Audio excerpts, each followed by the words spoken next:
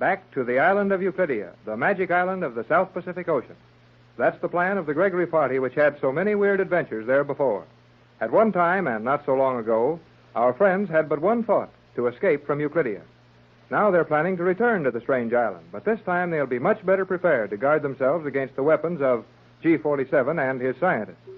In the library of Mrs. Gregory's beautiful home in Los Angeles, Captain Bradford is explaining his preparations for the trip.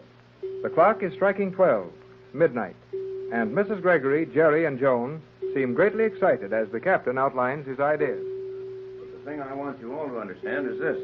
There's just as much danger in this trip as there was in the last one, possibly more. That's the part that I can't understand, Tex.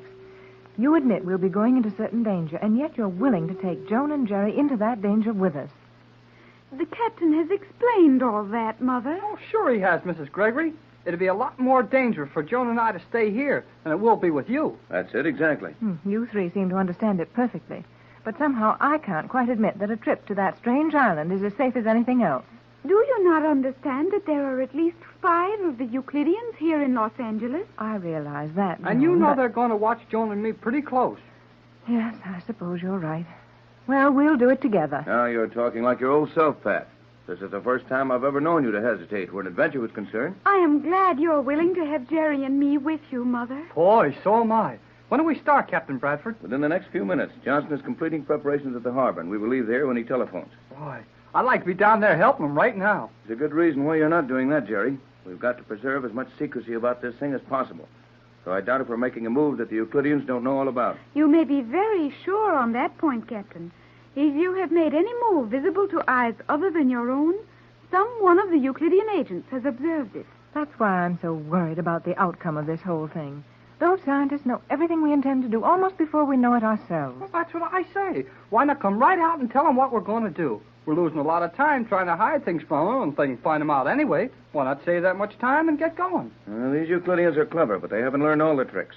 When we sail out of the harbor this time, we'll have a trick or two on board the G-47 won't know a thing about. Are you quite confident that that is possible, Captain? You bet I am, Joan. But, Tex, you've had so little time to prepare anything, and they've spent their lives working miracles on that island. Oh, it's not as bad as all that, Pat.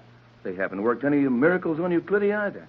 G-47 and his scientists are merely a clever group of men who are devoting their lives and unlimited money to the study of science. There are hundreds of men in the world who could do the same things if they had the time and the money.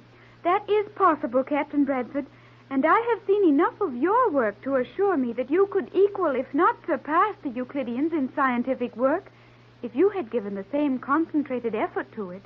But you have not, and it would seem to me that the advantage was with them now just as it was before. Well, now, look here, Joan. You haven't even given the captain a chance to tell us what surprises he's got ready for those men on the island. And I'm afraid I can't tell you all about them just now. But when we're safely on the boat and out on the high seas, I'll explain the whole thing to all of you. Why, Tex, you don't think we're being spied on here, do you? Probably not. Probably. I thought Mother's home was so well guarded that it was impossible for anyone to observe anything they were not supposed to see here. I thought that once. Now I know better. Oh, gee. What makes you say that, Captain? Yes, Tex. You seem very sure that this home is no longer entirely safe. Have you forgotten what happened to you three here this afternoon? You mean that Euclidean sneaking in here and making us believe the house was on fire so he could have time to steal your valuable papers out of the study? Well, not only that.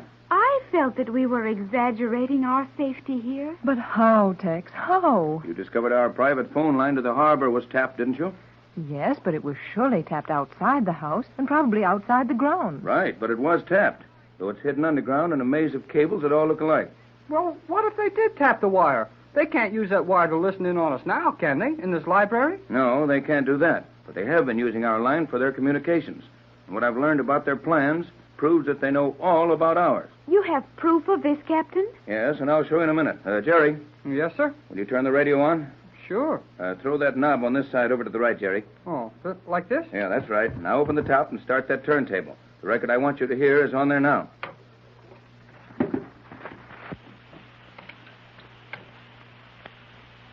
Now, if you'll all be quiet, you'll hear something interesting. Are you ready for your instructions, S1? I am ready. Gee, that's your submarine commander. And Saley's also. Tex, where did you get that record? I can see that we're not going to get anywhere this way. Better stop that record. I'll explain it, Jerry. Okay, stop it is. I am sorry that I spoke, Captain Bradford. And I'm sorry also, Tex. But those voices upset me so that I didn't stop to think. Well, who would stop to think when you play a phonograph in your own home and those crazy Euclideans start popping out at you? Well, I'll explain that, but first, did you recognize those voices? Why, we surely Hold did. on a minute. One at a time. Now, you started, Joan. There was no doubt as to the identity of the voices. The man was Thales, chief electrical expert on Euclidia, and the girl was the submarine commander who helped us to escape from the island. What do you say, Pat? Well, I'm not as familiar with those voices as Joan is, but I'd certainly agree with her. Jerry? Yeah, me too. That's who it was, all right. But how did they get there? Well, I'll tell you. Now, when you were in the radio room this afternoon, Mrs. Gregory showed you the automatic recording device attached to our phone lines, didn't she? Sure. We recorded what you said when we were locked in there and thought the house was on fire. Then you'll understand where this record came from. I took it off the recording machine in the radio room about an hour ago.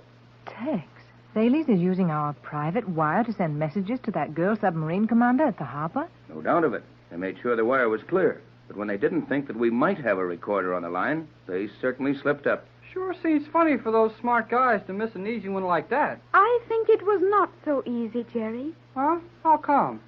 Had they suspected a recorder at all, it would have been logical to find it on the ordinary telephone line into your home.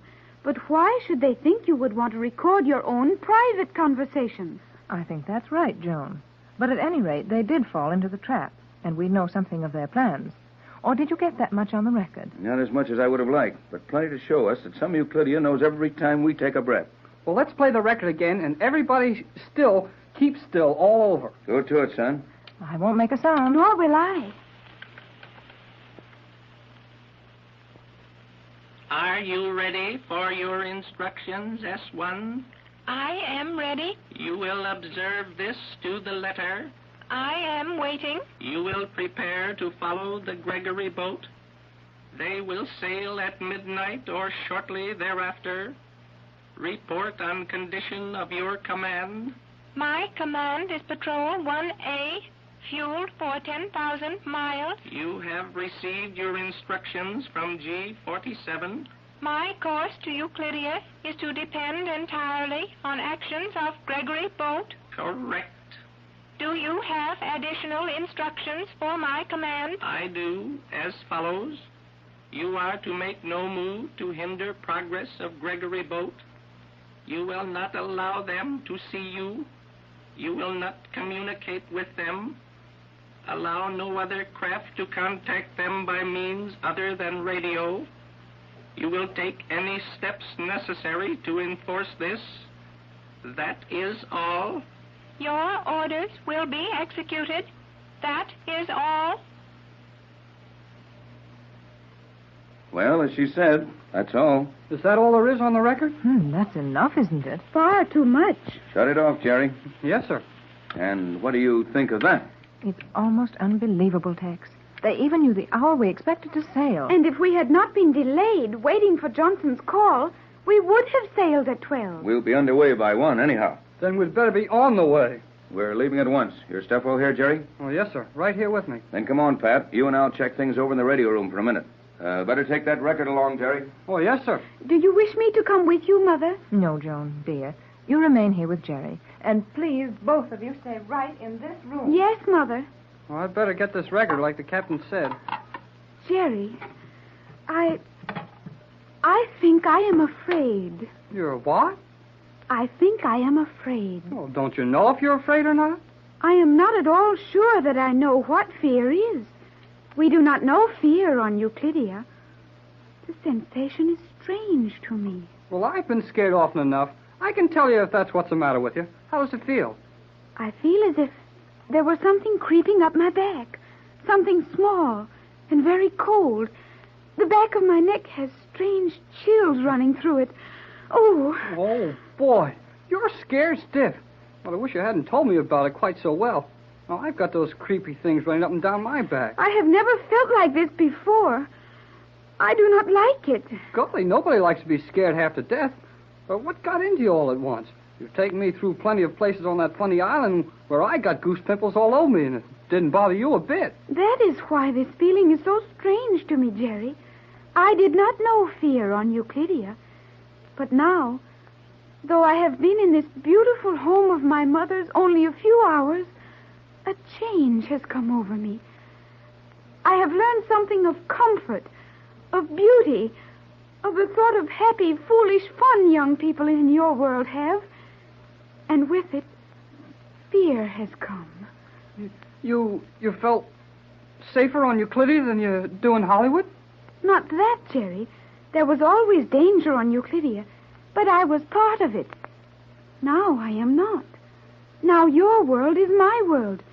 And I realize how helpless your world is against such a man as G47 and his scientists. Yeah, I know how you feel. But don't forget that we've got Captain Bradford, and that girl submarine commander's on our side, too. I have told you before that you put too much faith in that girl, Jerry. Well, she hasn't hurt us any yet. Gee, there's the telephone.